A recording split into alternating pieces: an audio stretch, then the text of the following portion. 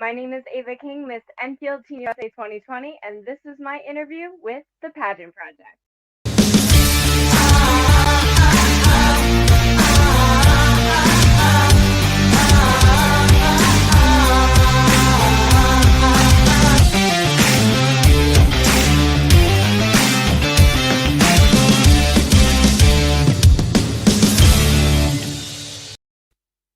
Good morning or good evening, everyone, depending on where you're watching. It's Adrian from the Pageant Project, and my special guest for today, all the way from the United States of America, is Ava King, who is Miss Enfield Teen USA 2020. Ava, welcome to the show.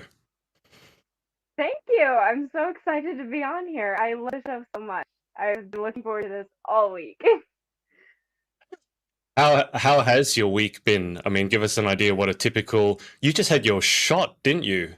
I'm assuming that was for COVID, and then you did this weird thing where you.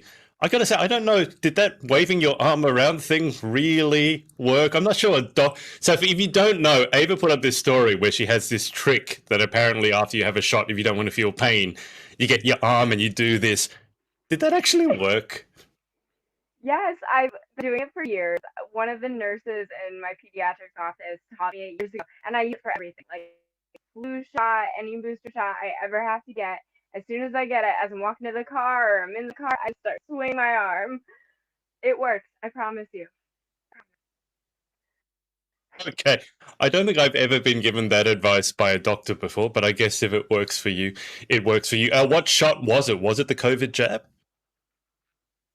Yeah, it was my second dose, so I'm officially vaccinated. Will be fully after these 2 weeks, but I am all good, which is really exciting. Oh, amazing. Can I ask? I haven't had my jab yet. We're behind you guys in America in terms of rolling out the vaccinations, mainly because we're not needing it because it's kind of under control here in Australia. But how did you feel after having the jab? Because a lot of people have basically said like the day you get it, you have to write it off because you'll just be getting chills and stuff like that. How was your reaction to it? It was actually super easy. The first shot felt like nothing, and the only thing that I actually had a big bruise on my arm from where the shot was injected, which I've never had before, but I have sensitive skin, so it didn't really phase me. But I didn't have any side effects. I've been feeling totally fine. So other than a little bit of a sore arm and a bruise, it wasn't bad at all. You sure that's not because you waved your arm around? I promise it didn't happen this time. I all good this time. No bruise. No bruise. Okay, all right, it's good to know. And before we get into things, can you tell me a little bit about Enfield and Connecticut? Because as I was telling you before, I know very little about America. I spent a bit of time in Wisconsin. I spent a bit of time in New York, Chicago, but I've never been where you're at. So can you tell me a little bit about your home state? Yeah, of course. So we're not too far from New York. So if you've been there, you've likely experienced the same weather as we have in Connecticut. We have a lot of distinct seasons: fall, winter, summer, spring. Fall is beautiful here. It's one of my favorite things. It is absolutely stunning. Enfield is a relatively decent sized town on the upper side of the state. So I'm right on the Massachusetts border. I've grown up here my entire life, but I don't go to school in Enfield. I actually go to school a few towns over. So I really traveled all of Connecticut. It's not like it takes me much, 2 hours near across the whole state, but we're a relatively small state with, I'd like to think, a lot to offer. That's good to hear. That's good to hear. Ava, you're coming through. Guys, if you're watching, if you have any questions for Ava, put them in the comments below and I'll pass them on, or any messages of support. Ava, you're coming through a little bit like jumpy. I might get you to turn the Wi-Fi back on. Are you able to do that? Let's just see if the Wi-Fi Yes. behaves itself.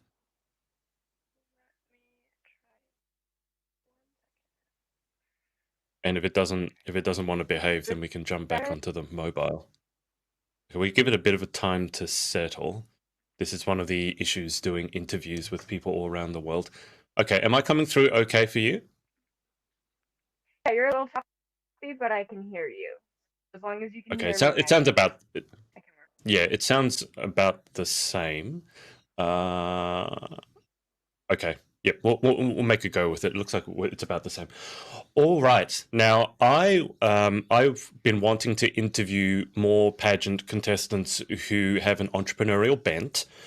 As I wrote in the description, which is what I'm looking at here, because I want to make sure I get it right. You're the owner of Lenore, which is also your middle name. It's an online apparel store that supports We Save Lives. I won't read it out from here because I won't do it justice. So, do you want to tell us first of all about the nonprofit We Save Lives, and then we'll go into the store that you set up? Yeah, of course. So We Save Lives, a nonprofit organization in the U.S.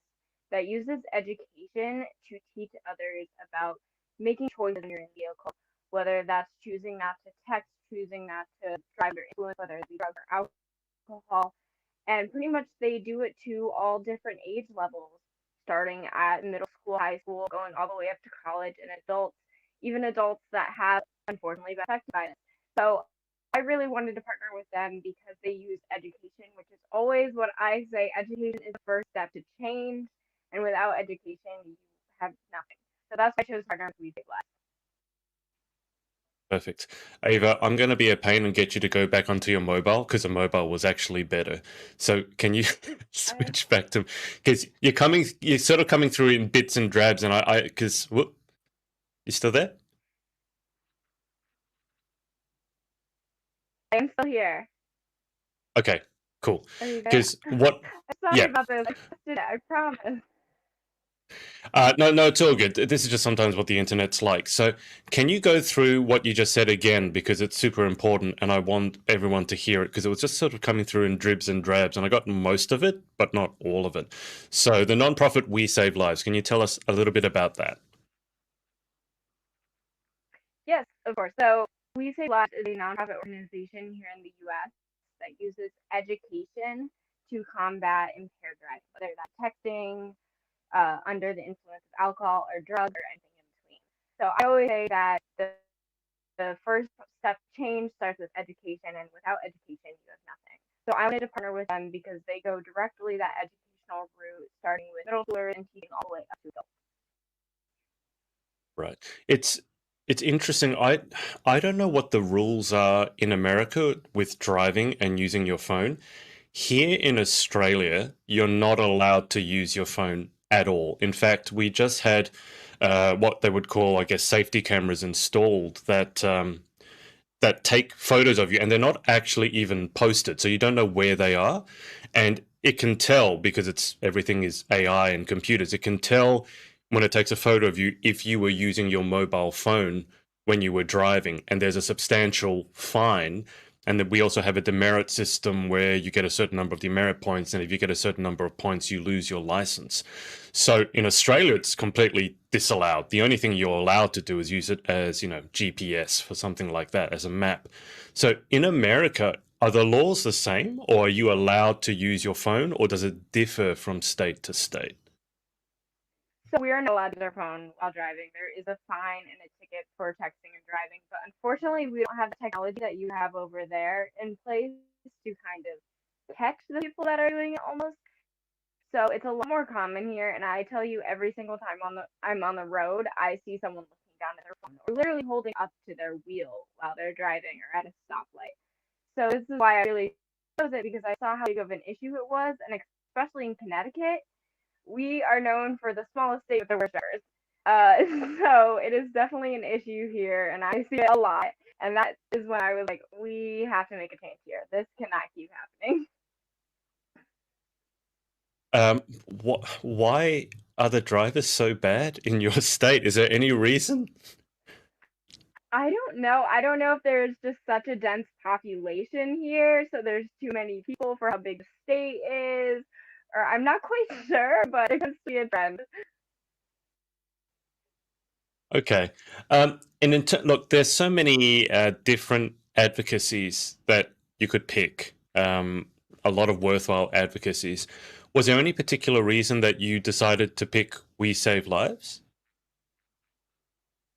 So I really like We Save Lives just because of the education standpoint. I'm paired up with a lot of different organizations focused on distracted driving, but their workshops come from people that have been directly affected by it. So mothers who have lost their children, people who have Oh, that themselves. been arrested for driving under the influence or experienced it, and it's almost a different way to advise and educate because you're hearing someone's experience. Right. Okay. Now let's get on to your online apparel store, Lenore. You saw that I tagged you. What I really loved about your advocacy, apart from the advocacy itself, is that you actually created a store, something sort of entrepreneurial behind it. Because there's a lot of people who just have an advocacy, and no shade against them, but it's just they have an advocacy, and it's kind of look at me, look at me, look at me. You've taken a slightly different approach, and you've got apparel. Well, it's not just apparel, is it? Because I saw you had like mobile phone covers with a little motto on the back. So, what made you decide to launch Lenore, your online store? So I've always had a passion for making clothes, and at the end of my junior year last year, right when COVID hit, I was like, "This is my time. I have so much extra time on my hands. I'm gonna commit. I'm gonna do it. I'm gonna make this store." And it originally was just me making sweatshirts with embroidery on it, and I liked it, but it just wasn't what I wanted to do. I'm like, I can do something more with this. I can make something better. And that's when I started searching, and that's when I found We Save Lives. And I was like, wait, I already have this foundation of this base of something I know I love to do, and I know how to do it, and I think I do it decently well, and I have this amazing organization that I could support with it. So I determined to come up with a few designs, and I launched them, and it ended up as pretty decent, and I've gotten a pretty good response to it. So I'm very happy. When did you launch it? How long has it been up for? It has been up for a little over a month now. Actually, when you posted looking for pageantpreneurs, that was the day I actually posted and officially launched it. That's good timing then, isn't it? So in terms of, do you have, are you just going to be keeping Lenore going whilst you're in the pageant, which we'll get to in a second, or do you have future plans for it as well? I have a lot of plans on a bunch of different projects. Lenore is something I want to always keep. I always like creating. I'm going to a STEM field, so it's kind of hard for me sometimes to find roots of creativity. So I find that that is one way that I can still maintain that. So I'm definitely keeping Lenore. That's not going anywhere. If anything, I'm just going to add more designs, different apparel, more to choose from.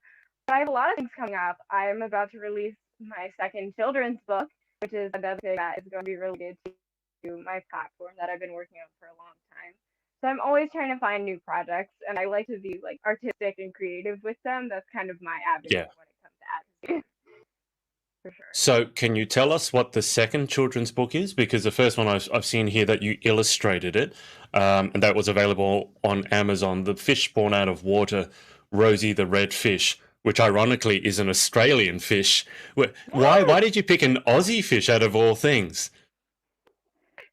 So originally, me and my partner who wrote the book, we wrote a book about this fish, and we wanted to be on identity, finding yourself, finding where you belong. But then we realized how important our ecosystem is and our world is, and we're like, why not make this educational as well? So we did a little research and we found red handfish, which is obviously from Australia, and really learned about how endangered they really are. And Hmm. so we decided to put a little blurb at the end of the book, being like, "Hey, if you want to meet Rosie, this is who she is, and she kind of needs your help to, not go completely extinct." And we got a good response from that. Okay, all right. Because I was just reading it, going the Aussie fish. That's so it's like chance or fate, whatever you want to call it. So the second children's book, and if you can't give us the details, that's fine. But is it going to be a continuation? Is it going to be different? Are you illustrating again, or are you writing at this time? You're doing both. So I actually did both this time. I illustrated and wrote the book. It is going to be along the lines of my platform. I will give you the main character is Doug the Distracted Dog. May or may not be the title. But I pretty much put it together after the response from my last one. The fact that they make donating all the copies because that was my goal. I listed it for the lowest price possible, and for every purchase of a book, we donated one to a local shelter, school, daycare, Wow. all along those lines across the state, and anywhere if someone requested special, we would send it there. So I saw how good that was, and I go, hang on, I have this full platform I've been working on forever. And like I said, education is my favorite way to combating. Why not start as young as possible, and maybe it won't be a problem one day. Please tell me Doug the distracted dog is not Australian. He's not Australian, is he? Is he just like no country affiliation? He's just a dog. I promise. This one does not have a scientific quality background. Okay. Let me just ask. So, as you mentioned, I put up the post about wanting to interview. I call them pageantpreneurs. So girls who are competing in pageants who also have that entrepreneurial bent. And the reason I started it is, yes, I'm interested in it, but the other thing is a lot of you guys I've noticed really have a lot of, you want to start an app, you want to start a business, you want to start a non-for-profit. It doesn't necessarily even need to be about money, but you have that entrepreneurial tendency. A lot of the time people stop though because they think it's going to be super hard, and it stops them from even trying in the first place. So how difficult, like the journey to launching an online store or the journey to being a published author / illustrator, what were the sort of struggles to get to that point? How did you find that journey? So just want to say YouTube is my best friend when it comes to this stuff. I am so happy it exists, and I just want to say someone's done it before. Someone had to start from square one. So really the biggest struggle for me was figuring out technical parts.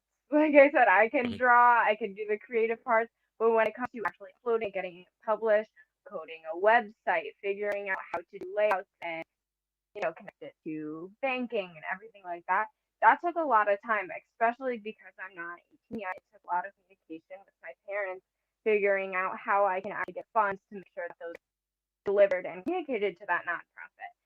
So I definitely struggled with the technical parts. Like I said, YouTube was my best friend. And then the other part was simply just because of how young I am and the fact that I can't open my own account under my name. So I had to have parents do that for me. Okay, well, I mean, there's not much you can do about the second part, is there? I mean, if you're not 18, you can't make that happen more quickly. But I have found that the technical part is the part that scares the most people off, especially doing what you did, setting up an online store. People are like, oh, I don't, and bear in mind they've never tried it, but they go, oh, I can't do websites, I can't do this, I can't do that, which I find quite frustrating because it's like, well, if you just, like you said, you go on YouTube and you search for it and you find out how to do it, it may not be as difficult as you think. So just for myself, how difficult did you find it? Because setting up an online store is, because I've done that and I've also published a book. They're probably about the same level of technical difficulty. Maybe an online store is slightly harder. But how difficult did you find it? I actually didn't find it very difficult at all, which really surprised me. I used Squarespace, which was very, very beginner friendly. And it's really great because you could use a template that they already have. 100% just keep the template they have, but you can also customize everything. So if you want to do everything on your own, add your own custom thing, you can. But if you think that's not the avenue or you don't have the skills or the time to do that, they have a very cookie cutter thing that still looks nice. So I started with that, and as I had my store over the course of last year, I kind of developed it and learned more about how to use Squarespace and things like that. I was able to develop the site where I have it today. And then when it came to publishing the book, I thought that was a little more difficult, but it was just because Amazon has a lot of formatting issues. And when it Yeah. comes to having a picture book, it was a lot more difficult with bleeding edges and making sure images were all in there. So that was a little bit tedious, but I wouldn't say difficult. It's interesting that you mentioned that because Squarespace is the software that I use to design my first site, and that is very, I'm not going to say easy, but out of all the designers, it's probably the one that's easiest to use that still makes your website look great. So I'm not surprised that you found that with Squarespace. And then when it comes to books, it's so interesting because I literally was having a discussion with my best friend yesterday because he wants to put his book on Amazon, and I published 3 books, one without bleed. It's funny that you even know what I'm talking about. I get excited. but the bleed issue, which means if you don't know that the images, I'm not talking to Ava here, I'm talking to you guys watching it at home, means that the images got to go all the way to the edges so they don't have a margin on them. So the formatting is an issue. You got to also make sure that your illustrations are the right resolution and all this. So so your partner did the writing and you did the illustrations. How long roughly from like beginning to end did it take for you to get like the first copy of the book? Honestly, we did the full book in 2 weeks. We said it, we're like, we're doing this. We spent every single day working on it. For the illustrations, at that point in time, I didn't have a laptop where I could digitally draw. So Yeah. I hand drew each of the images, scanned them and digitized them, and colored them using Photoshop. So it was quite a process, but I spent every single day of the week doing it, and then we spent the entire second week formatting and learning how to publish on Amazon. Okay. All right. 2 weeks. I did my book in 2 weeks as well, and I keep telling people that's how I did it, but I'd never recommend anyone else did it. Was there a particular reason that you guys decided just to do it in 2 weeks, or was it just kind of like we're doing it, let's get it done, and then you just happened to take 2 weeks? We're definitely the people that like when we have a new project, we want to jump on it and we want to get it either done as soon as possible or do it as thoroughly as possible.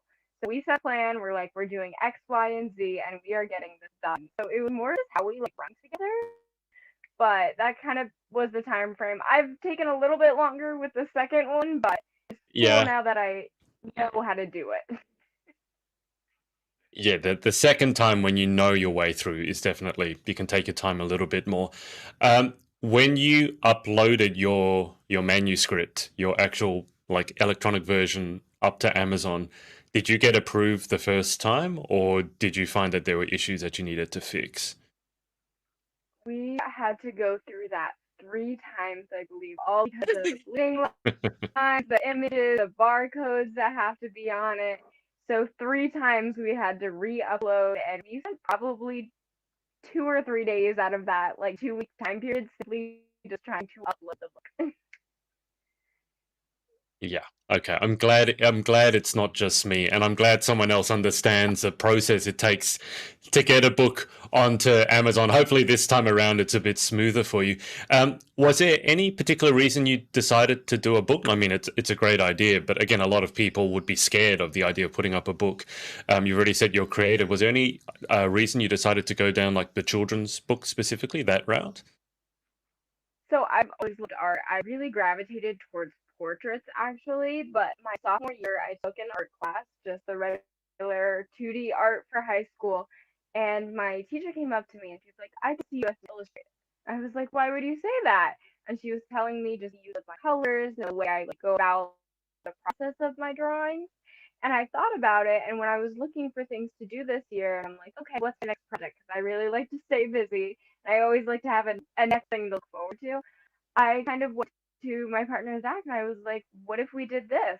And he was more than happy to. He enjoyed writing, so we just decided to do it, and I was so happy to illustrate it. Now that I actually just think about it, so your partner did the manuscript, the text part of it. I haven't read the book, so I don't know. But did his part take less long than your part? Because for me, if you're writing a children's book, it wouldn't take that long. But illustrating, I could never do that. So did your part take longer to do than his part, or did he take a long time agonizing over the words that went into the book?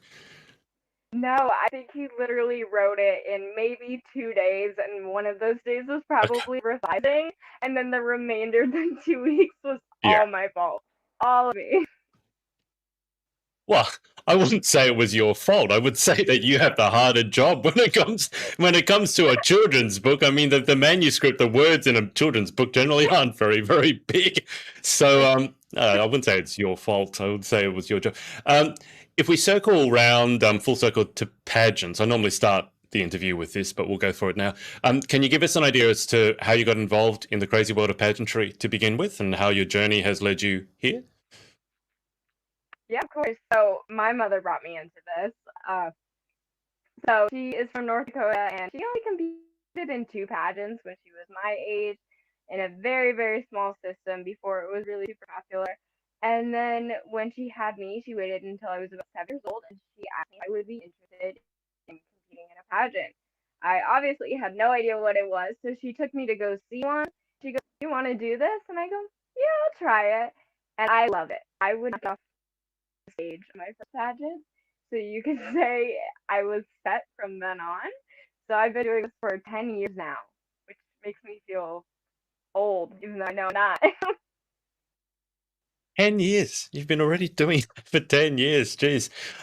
You guys in America really do it differently. Because I was just going to say, like any of the other countries, like the UK or Australia, your mother wouldn't have been able to take you just to see a pageant because there really aren't that many around here. So what has the pageant journey given you, or what have you gotten from it? Because obviously, if you've stuck with it for 10 years, and I assume there's going to be a fair few more, how have you grown? What's the most enjoyable part for you? Oh my gosh, I think it has changed and impacted the way I see everything. I think it's the reason I'm as social as I am. I think it's the reason why I seek out new relationships, new friendships, new opportunities to speak. I think it's the reason I've taken leadership roles in my school, and I think it's the reason I love fashion and art and creativity altogether. I don't know really who I would necessarily be without habits because I started them so young and I just loved them from then on. And I think it's definitely both leadership and social skills, probably the most out of Right. And am I right when I say that I'm assuming you're not finishing here, that you've got a few years of pageantry left in you?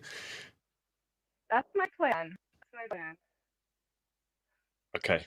It's just crazy because at the age of you're so young and but you've done this for 10 years, you're probably one of the most experienced pageant competitors I've ever talked to. I mean, my podcast co-host over in England, she's been doing it for 12 years, but she's 32. I don't want to throw her under the bus, but she tells everyone her age all the time. So, when you're 32, you've been doing it for 12 years, it's one thing, but so you've been competing more than half your life, haven't you?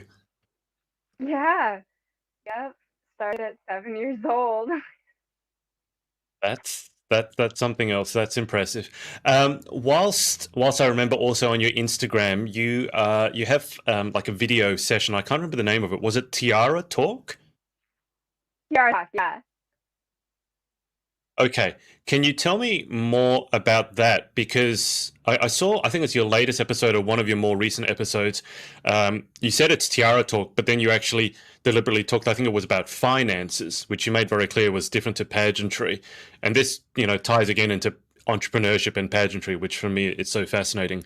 But why did you decide to start that? What is it about? And then also, why finances? Because a lot of people would go, why would a pageant girl be talking about finances? But I think it's a great thing. So what made you decide to start that section in the first place? Yeah, so initially I just wanted to make a video when I first received my title being like, "Hi, I'm Ava, Miss Enfield Teen USA. It's lovely to meet you. This is my platform. This is what I plan on doing, and this is what I've been working on." And then my partner who recorded, produced, and edited it goes, "Why would you only do this once? Let's make this into a thing." He's like, "I know you have enough to say." And I love that idea. So I named it Tiara Talk. And from there, we continued on. And I really wanted to turn it into something that other pageant contestants could use as well. So it started out as a Q&A. People asked me common questions, and I addressed, Mhm. stereotypes, misconceptions with pageantry, my own experience, what people wonder. And then I wanted to invite some of my other pageant sisters on there to share their platforms and show a larger audience because it started with me maybe getting 300 views on these, and now some of my videos are up to over 1,000, which is something I never imagined. Wow. So that's so the finances is with my sister Queen Tracy. She's competing in the Miss Division in the Connecticut pageant, and her platform is financial literacy. She started her own video series called Oh, wow. Women in Finance after she came on. And it is just so amazing to see that I'm able to have these things on. I'm able to learn myself, and I'm also able to share what they've been working on over the past months, years, their whole pageant career. So that's kind of why I started it. I just wanted to create another platform that people could go to learn more about pageants or what pageant girls are really working on. It's very cool that your partner can do the videoing. I mean, we often call them like pageant. Is it pageant husband? No, Insta husbands. You know, where the girl does the posing and the guy takes all the photos. But it's got to be so cool for you. For it seems like both of you are creative, but maybe in slightly different fields. So you can do the illustrating, for example. He can do the words. You can do the talking and the hosting. He can do the filming. So how is it you guys working together? That's got to be pretty magic. It is so great working with him. So he started his own company called Woodside Productions. It's a photography, videography, and multimedia company. So on the weekends we shoot weddings. During the week we shoot tiara talk and write books. So it's pretty much whatever we choose to do creatively. So it's very fun because he has the knowledge and skill to produce and edit and really give me Mm, high quality content, which is so helpful and also helps grab more people's attention. I've found as my quality got better, my audience got larger. So we've really yeah. been able to collab on my entire pageant career. So everything you see on my Instagram, I don't think a single one of those is a phone picture or a phone video. It's just I'm kind of spoiled that I have this like multimedia team. I mean, I could tell straight away because I've done so much video and videography that your Tiara talk, like the production values immediately were super high. I mean, it looked like you were set up in a studio. The lighting was good. The video quality was super, super crisp. And I'm like, I don't see this very often because, and look, when people get started, they get started. So I'm not saying, oh, you need to have a professional studio, but it's still unusual for me to see something in pageant land shot with such high production values. So I will say you're spoiled. Do you guys ever like flip roles and do you like ever film him talking about something, or is he always more comfortable behind the camera and you in front of it? Yeah, sometimes it switches, but I'm still learning. When it comes to photography, I'll definitely take the other side of the camera, but with video, I'm still learning. It's a lot more complicated. So he'll usually set up for his own video series. So that's when the tripod comes in handy, and he'll set that all up for himself. Sometimes I'll just press record. But photography, I do step in with, which is really exciting and kind of, take over my weekends and also another creative outlet for me. So I'm finding how to manage it. I'm super jealous. Honestly, if I had someone who was able to film me and I had a studio, I'd be putting out probably even more content that I'm putting out at the moment. There's only so much you can do by yourself, right? In terms of, let's say, future plans, I mean, you're so young, but like the next couple of years, few years, you've got so many things going on. So you've got the pageants, you've got your online store, you've got Tiara Talk, you really released or releasing 2 books. So in the next like few years, what are the overall plans that Ava's got? Yeah, so actually, starting in the fall, I will be starting college. So I graduate in less than a month, and I will be going to a university here in Connecticut, and I'm in their direct entry physician assistant program. So it is a 5-year program, undergrad and grad school. So I'm automatically in, which is very relieving. To become Wow. a board certified physician assistant, I'm going to minor in disability studies, and my overall career goal is to work in cardiovascular surgery, and I'd love to specialize in something with disabilities or birth defects, something along that line. Surgery. So I'm assuming you're okay with blood. Yes, definitely. Okay. All right. Are you going to be telling your patients your trick for the shots? I will make sure to pass that on because I swear by it. It helps. It helps. I'm not sure if you want to be passing that on as a licensed physician, but I guess you could give it a go and see how it goes. You need to give it a name though. That's how you sell all these things. You need to give it a name. Like people call it the something something method. So this thing you have of turning your shoulder over, you need to give it some sort of name so that you can trademark it and you can sell it to other people. I'll think about that. Like, I don't know, like a windmill movement, something like that. Like, I don't think the windmill windmill. movement. You got to. I mean, you got the name for it. Call it the King method or something. The King inoculation method or something like that. I mean, just is it? This is so silly, but do you got to go? Are you rolling forwards? Do you roll backwards? Is it both? I mean, how I many usually times are go we talking forward. about? Forwards? How I will many do it as times? much as possible. as much as possible. I'll be in the parking lot. I'll do the full swing. I'm telling you, it works. All my friends did it for their vaccine, and you're not sore. I got my shot yesterday, and my arm is not sore anymore. It was when I woke up, but guess what I kept doing? I kept doing my round. Okay, so for people who want to attempt this King method, does it have to be done in a car? Is that an important part of the procedures No, to do it in a car? Okay, all right. not at all. I'm just I picturing was all these waiting. people sitting in their cars in their car lot and just going around like this, waving their arms around. Like, yep, that's one of Ava's people. Yeah, they just had their shot. I mean, I It don't worked, I know. promise. I was waiting the 15 minutes after my shot, and we were still sitting in the car, and I couldn't get out because you're in almost like a drive-through is where they give you the Yeah. vaccine. So we're sitting there, and I was going like this, and I just see the people looking at me, but I won't have a sore arm, so I think it's worth it. Okay, well, when I get my shot done, I'll give that a go, and I'll tag you in it, and we'll see if we can start something here. Maybe we can start a global trend of the Ava King inoculation method, guaranteed, so that you have no pain. Ava, just before we go to the final 10 questions, is there anyone that you want to give a shout out to for supporting you along your journey? It's both pageantry and everything else. Yes, absolutely. I want to give a shout out to Zachary Thomas Johnson, the one that produces Tiara Talk and all my other multimedia production needs. I want to give a shout out to my family for one getting me into pageantry and two supporting me for 10 years. It's not a cheap hobby, but you guys are beyond supportive, and I'm so thankful for it.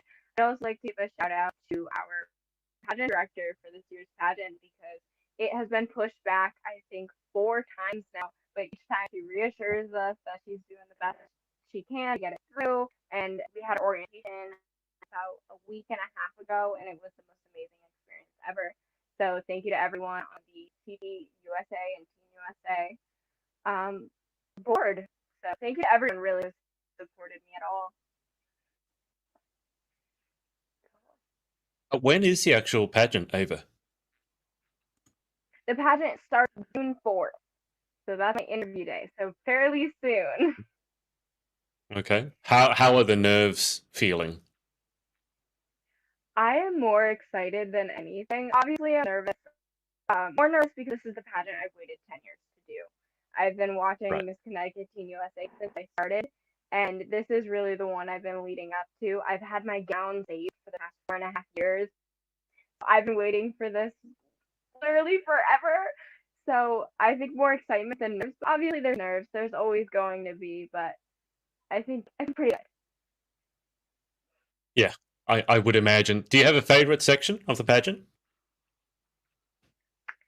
Definitely interview, but I'm gonna have to go with gown because I have an obsession with the one I chose, which is a good thing, I guess. But I'm very excited. Absolutely, absolutely. Should we guess the color? You can. No, I won't. We'll I, see. I know you Yep. guys like to.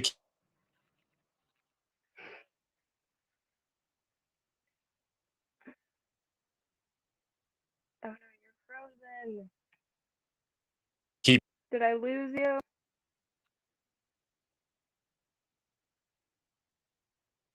Oh no. I Can you see hear me again? you. Can you Yes, hear me there again? you are. Yes. Yeah, technical issues here in Australia. I won't get you to reveal the gown color because I know that these are like closely guarded national secrets, like under lock and key. So we'll wait. We'll wait patiently to see what's up.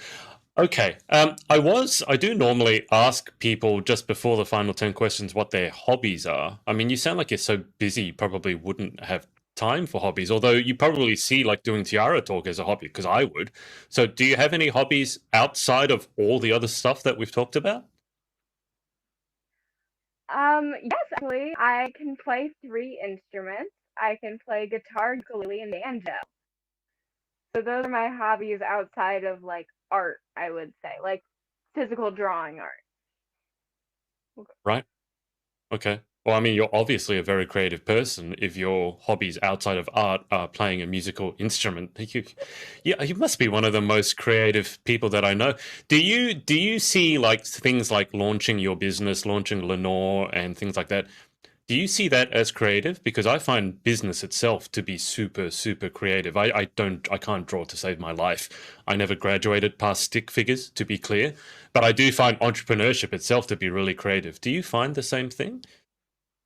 Oh, absolutely. I think creating anything from scratch is creative, technical or using science or anything of that sort.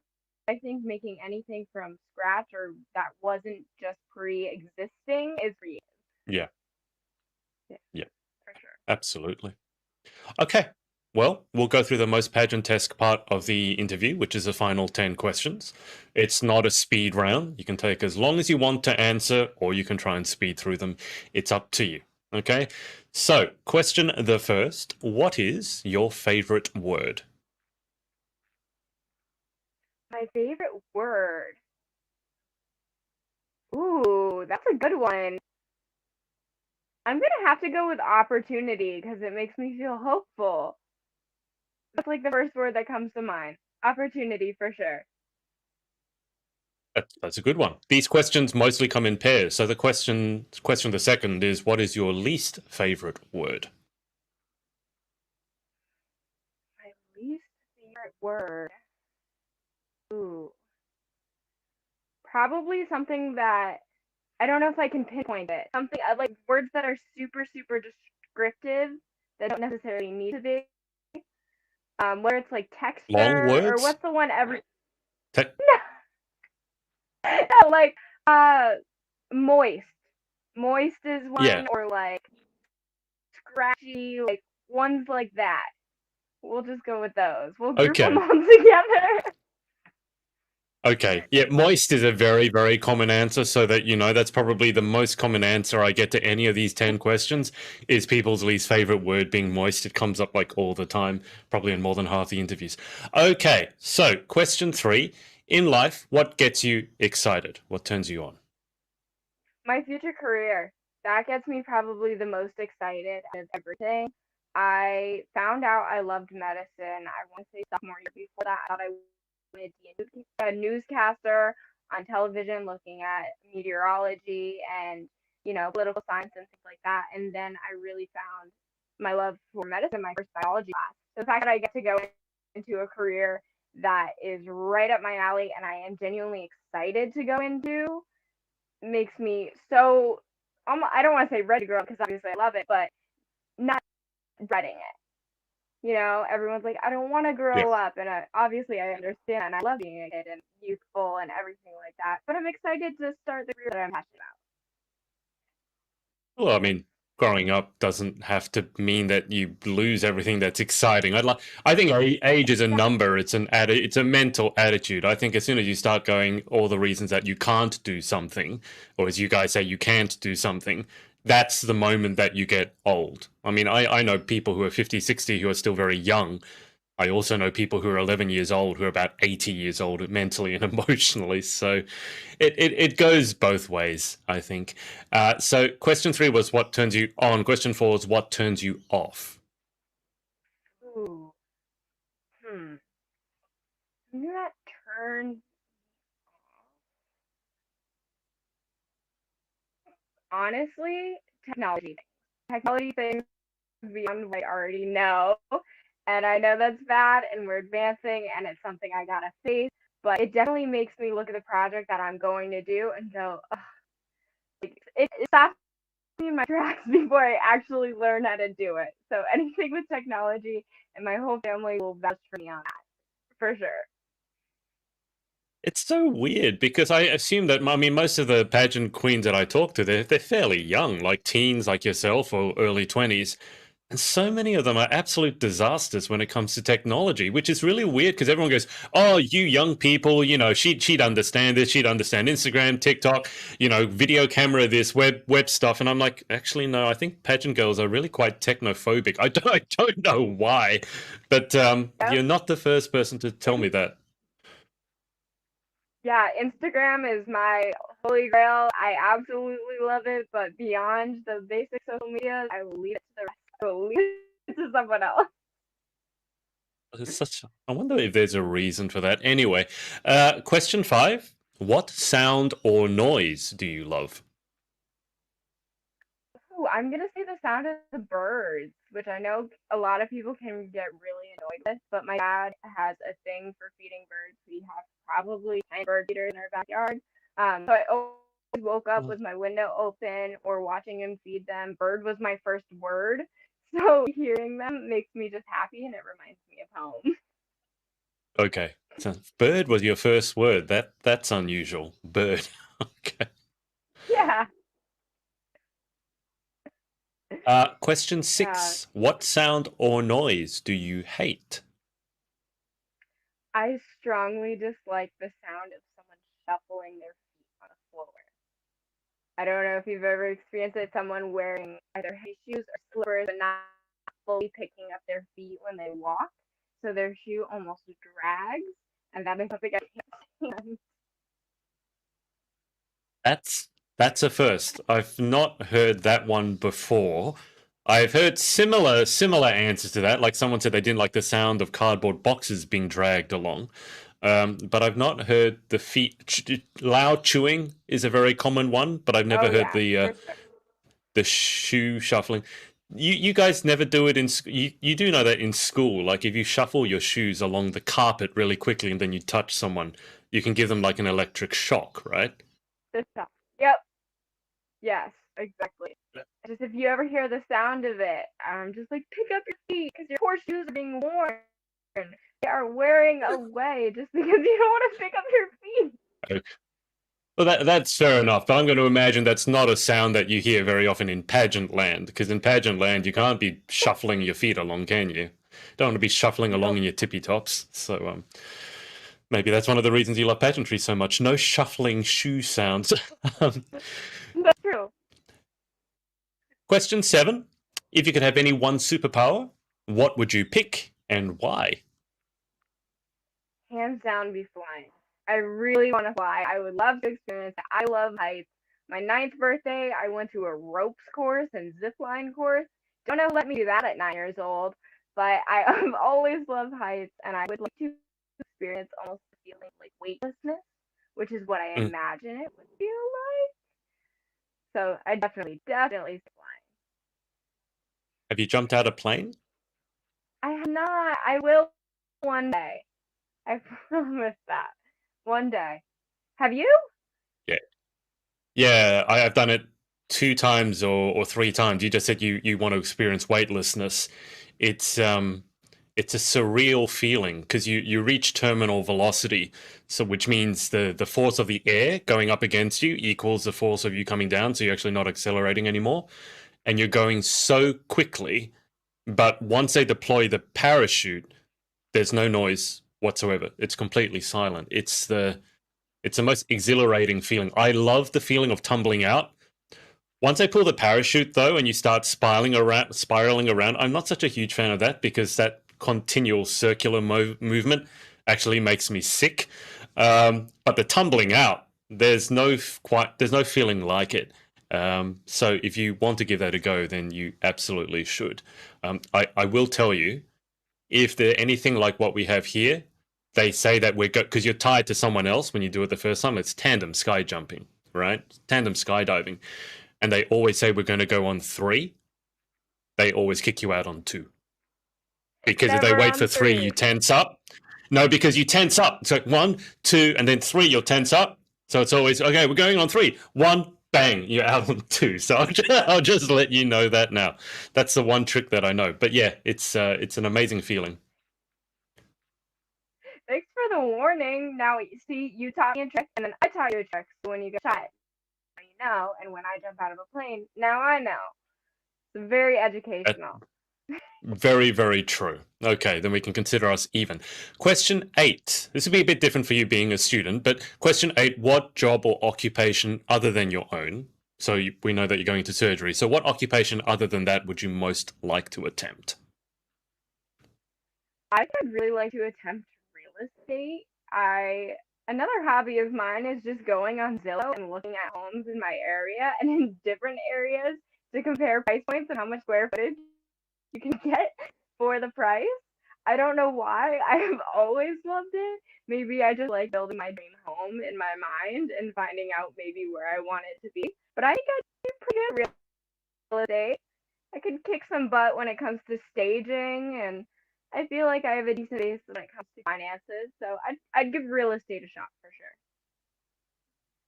That is a first answer to that. I've never heard the answer real estate. It's so funny, like as a hobby, you go on to look at real estate prices.